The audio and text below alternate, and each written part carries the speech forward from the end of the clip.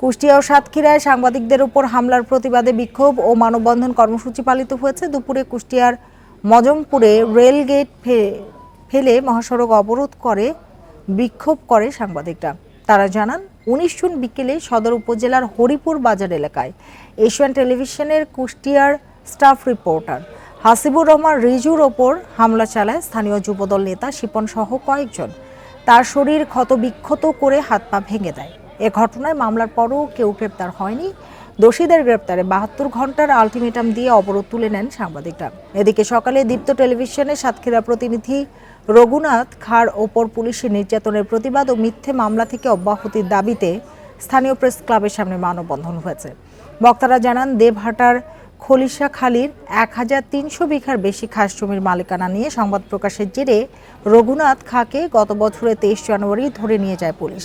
পরে নির্যাতন চালিয়ে তার বিরুদ্ধে চাঁদাবাজি ও নাশকতার মামলা দেওয়া হয়।